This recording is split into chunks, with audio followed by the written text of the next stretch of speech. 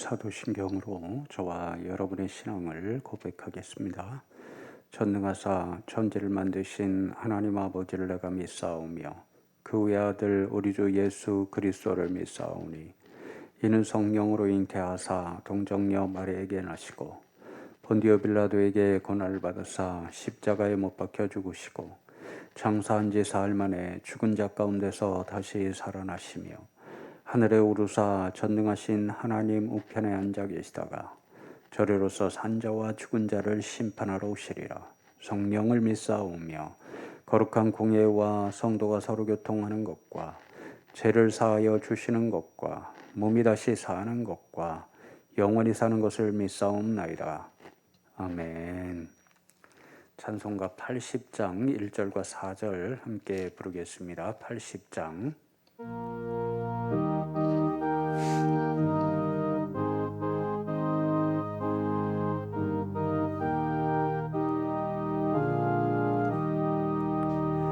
천지에 있는 이름 중 귀하고 높은 이름 주 나시기 전 지으신 구주의 이름 예수 주 앞에 내가 엎드려 그 이름 찬송함은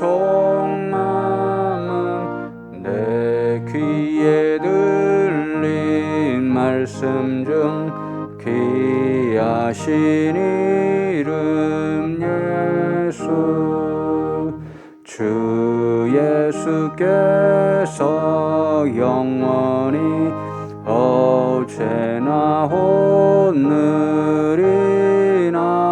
그 이름으로 우리에게 참 복을 내리신다. 주 앞에 내가 엎드려 그 이름 찬송함은 내 귀에 들린 말씀 중 귀하신 이름 예수 아멘.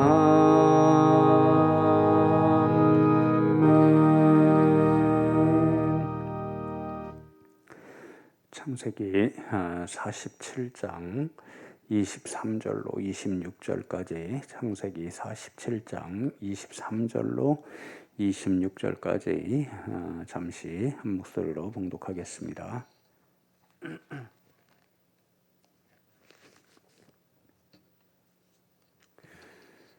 추석 연휴 월화수에는 새벽기도, 가정기도로 대체하시면 좋겠고 가족이랑 함께 기도하는 시간들이 있으면 좋겠습니다. 함께 천천히 봉독합니다. 요셉이 백성에게 이르되 오늘 내가 바로를 위하여 너희 몸과 너희 토지를 샀노라. 여기 종자가 있으니 너희는 그 땅에 뿌리라.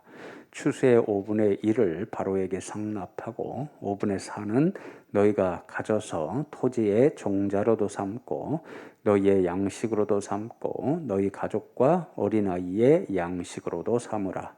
그들이 이르되 주께서 우리를 살리셨사오니 우리가 주께 은혜를 입고 바로의 종이 되겠나이다. 요셉이 애굽 토지법을 세우매 그 5분의 1이 바로에게 상납되나 제사장의 토지는 바로의 소유가 되지 아니하여 오늘날까지 이르니라. 아멘. 오늘 함께 읽은 부분이 13절로부터 26절까지 이어지는 말씀의 일부분, 결론 부분에 해당되는 말씀인데요. 13절로 26절까지 말씀을 보면 이제 7년 대풍년 이후에 이어져서 7년 대흉년이 들게 되잖아요. 그때 이제 요셉이 하나님께서 주신 비전에 따라 그 꿈의 의미가 무엇인지를 알고 대풍년 때에 잘 준비해 놓아서 다른 곳은 다 곡식 먹을 것이 부족했지만 애굽의 이 나라에는 먹을 것이 풍요로웠던 그런 것을 이용해서 7년 흉년 때에 어떻게 요셉이 지혜롭게 일을 처리해 가는가, 그것이 기록되어 있습니다. 이제 요셉이 백성들에게 저장해 놓은 곡식을 가지고 그들을 이제 살려 나가는 그런 말씀이 기록되어 있는데요. 이 단계가 있더라고요. 첫 번째로는 백성들이 이제 요셉을 찾아와서 우리가 좀 먹고 살 곡식을 좀 주십시오, 그렇게 나오면 처음에는 돈을 받고 그 곡식을 팔았습니다. 14절 말씀에 보면 요셉이 곡식을 팔아 애굽 땅과 가나안 땅에 있는 돈을 모두 거두어 드리고 그 돈을 바로의 궁으로 가져가니, 그렇게 말씀하잖아요. 첫 해에는 이제 백성들이 먹을 것이 없으니까 요셉을 찾아오게 되면 그것을 살 수 있는 돈이 있었습니다. 그러니까 돈을 주고 백성들이 곡식을 사서 흉년의 해에 버틸 수 있는 그런 힘을 가질 수가 있었던 거죠. 그런데 이제 다시 흉년이 이어지니까 돈이 다 떨어져서 백성들이 돈을 가지고는 곡식을 살 수가 없었습니다. 그래서 두 번째 단계는 어떤 일이 일어났냐면요, 백성들이 자신이 가지고 있는 각축을 가지고 와서 가축을 곡식값으로 주고 곡식을 사가는 것을 보게 됩니다. 15절과 16절 말씀에 보면요, 애굽 땅과 가나안 땅에 돈이 떨어진지라 애굽 백성이 다 요셉에게 와서 이르되 돈이 떨어졌사오니 우리에게 먹을 거리를 주소서. 어찌 주 앞에 죽으리이까? 요셉이 이르되 너희의 가축을 내라. 돈이 떨어졌은즉 내가 너희의 가축과 바꾸어 주리라, 그렇게 말씀하죠. 돈이 다 떨어진 그 해에 흉년이 들었을 때에는 백성들이 이제 그래서 자신들이 갖고 있는 가축을 가지고 와서 요셉에게 가축을 주고 대신 곡식을 받아가서 먹고 살 수가 있었던 거죠.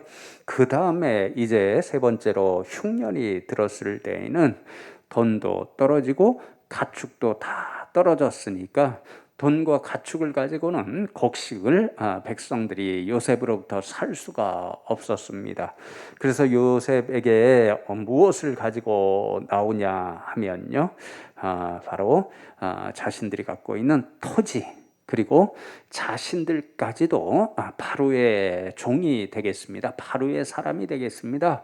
이렇게 나옵니다. 그래서 18절, 19절 말씀에 보면 그 해가 다 가고 새 해가 되매 무리가 요셉에게 와서 그에게 말하되 우리가 주께 숨기지 아니하나이다. 우리의 돈이 다하였고 우리의 가축대가 주께로 돌아갔사오니 주께 낼 것이 아무것도 남지 아니하고 우리의 몸과 토지뿐이라. 우리가 어찌 우리의 토지와 함께 주의 목전에 죽으리이까? 우리 몸과 우리 토지를 먹을 것을 주고 사소서. 우리가 토지와 함께 바로의 종이 되리니 우리에게 종자를 주시면 우리가 살고 죽지 아니하며 토지도 황폐하게 되지 아니하리이다. 이렇게 백성들이 나와서 먹을 것을 사려고 돈도 다 떨어지고 가축도 다 떨어지고 한 후에는 자신들이 갖고 있는 땅 그리고 자신들의 몸까지도 이제 바로의 것으로 내겠으니 저희에게 먹고 살 곡식도 주시고 그리고 앞으로 계속해서 농사를 지을 수 있는 종자도 좀 주십시오. 이렇게 부탁을 하는 거죠. 그래서 여러분 20절 말씀에 보면 이런 흉년이 이어지고 백성들이 모든 자신의 소유들을 가지고 요셉에게 왔기 때문에 결론적으로 그러므로 요셉이 애굽의 모든 토지를 다 사서 바로에게 바치니 애굽의 모든 사람들이 기근에 시달려 각기 토지를 팔았음이라. 땅이 바로의 소유가 되니라. 그렇게 말씀합니다. 그래서 여러분, 이렇게 단계 돈을 받고 팔고, 가축대를 받고 팔고, 토지를 받고 팔고, 이래서 다 바로에게 그 모든 소유가 돌아갔으니 마치 요셉이 바로만 배를 불린 것처럼 그렇게 보여집니다. 그런데 여러분, 정말 중요한 장면이 오늘 우리가 읽은 23절로부터 26절에 기록이 되어 있잖아요. 특별히 23절, 24절을 말씀을 보시면요, 바로 여기에 요셉이 이제 생각했던 진짜 계획이 드러나고 있는 것을 보게 됩니다. 요셉이 백성에게 이르되 오늘 내가 바로를 위하여 너희 몸과 너희 토지를 샀노라. 여기 종자가 있으니 너희는 그 땅의 뿌리라. 추수의 5분의 1을 바로에게 상납하고 5분의 4는 너희가 가져서 토지의 종자로도 삼고 너희의 양식으로도 삼고 너희 가족과 어린아이의 양식으로도 삼으라. 그렇게 말씀을 하죠. 이런 모든 일들을 통해서 26절에 토지법을 세웠다라고 했는데요, 토지의 개혁을 다 요셉이 이룬 거죠. 그래서 백성들에게 농사지을 땅 그것을 다 뺏은 게 아니라요, 그들이 갖고 온 소유대로 그 땅에 이제 농사를 지을 수 있는 기초를 제공해 주는 것입니다. 그 백성들이 하나도 곡식이 없었으니까 농사도 지을 수 있는 그런 기초가 하나도 없었잖아요.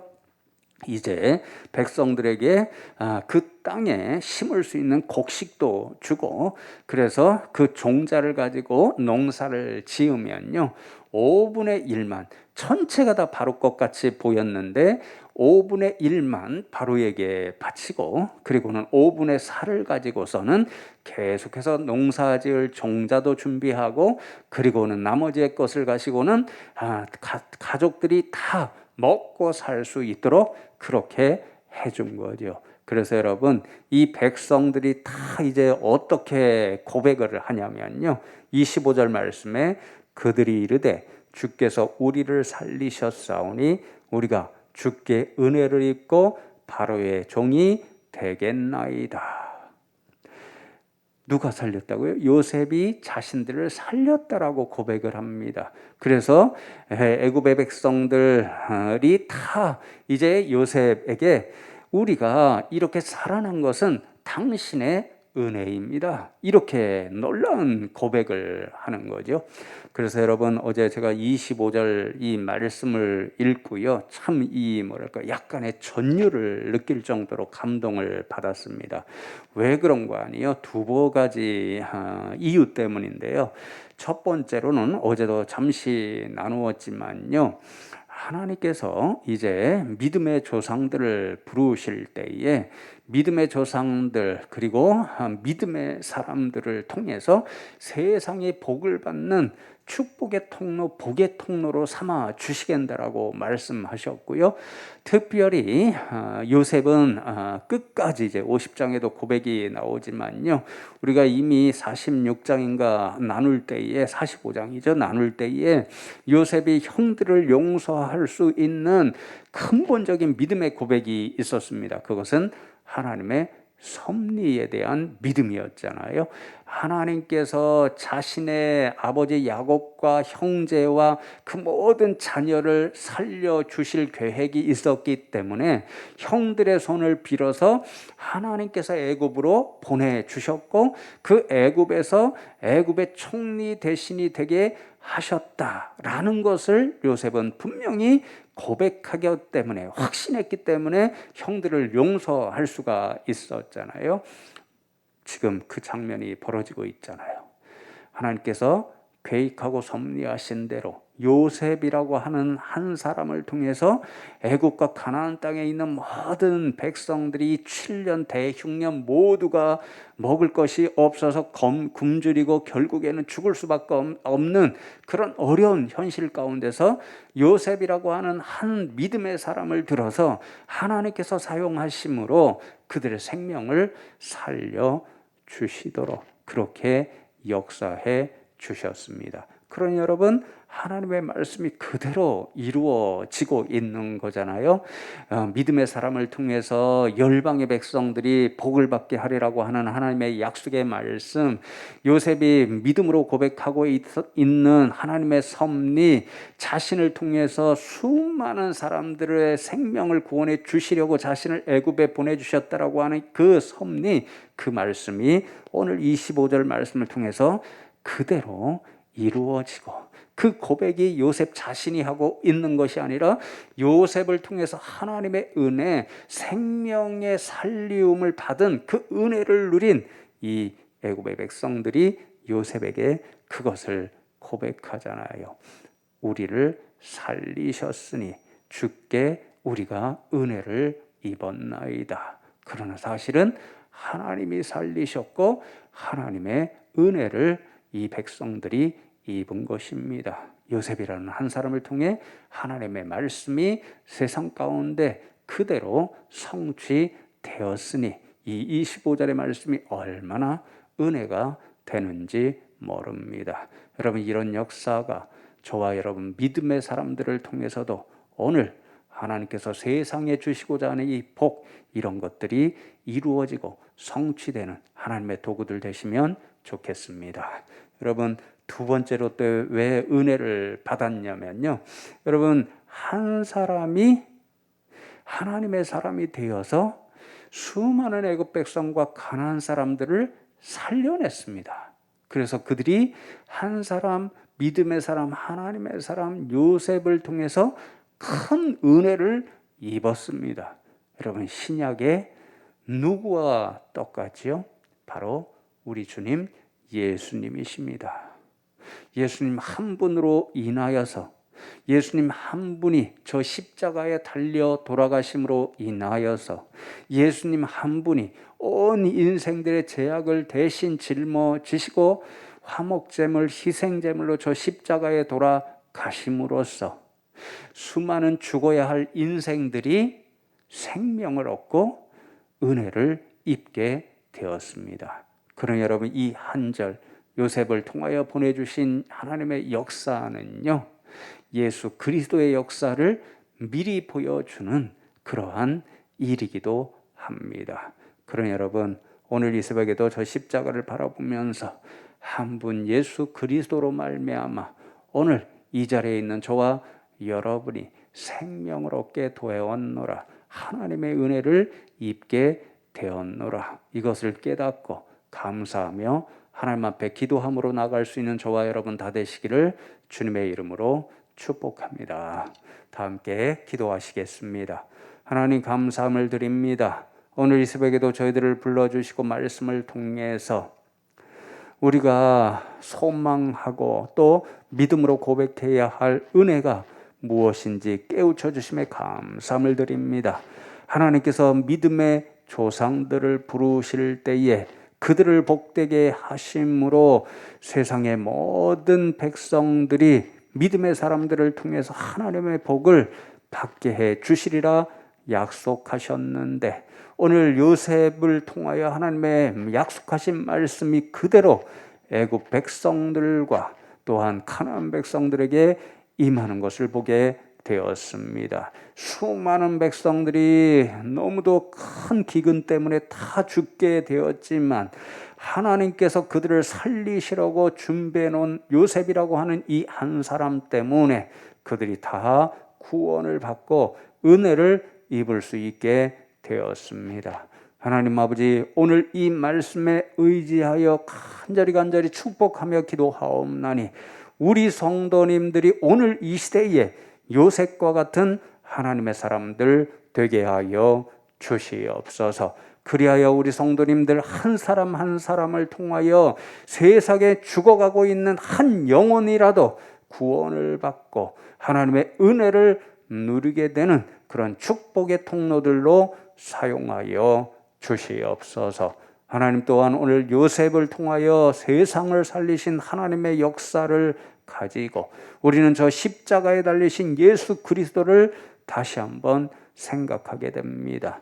예수님 한 분이 모든 인생들의 흉악한 죄를 짊어지시고 저 십자가에서 희생제물로 돌아가심으로 그 모든 인생들이 죄를 용서받고 하나님으로부터 영생을 얻고 은혜를 입을 수 있는 복을 누리게 되었습니다. 하나님 그러하오니 오늘 이 새벽에 우리 성도님들이 그 은혜를 다시 한번 깨닫고 저 십자가를 바라볼 때마다 하나님의 은혜를 감사할 수 있는 믿음의 백성들 되게 하여 주시옵소서. 하나님 오늘도 이 말씀에 의지하여서 우리 성도님들이 이제 이 예배당의 자리에서 그리고 각자의 처소에서 아버지 하나님 앞에 머리 숙여 기도하며 나갑니다. 오늘도 저희들의 모든 기도의 제목들과 간구의 소망들 들으시고 복되게 하여 주심으로 우리 성도님들 오늘 하루도 세상의 자리에 나가서 축복의 통로로 살아갈 수 있는 하나님의 자녀들 다 되게 하여 주시옵소서. 하나님 이제 연휴가 시작이 됩니다.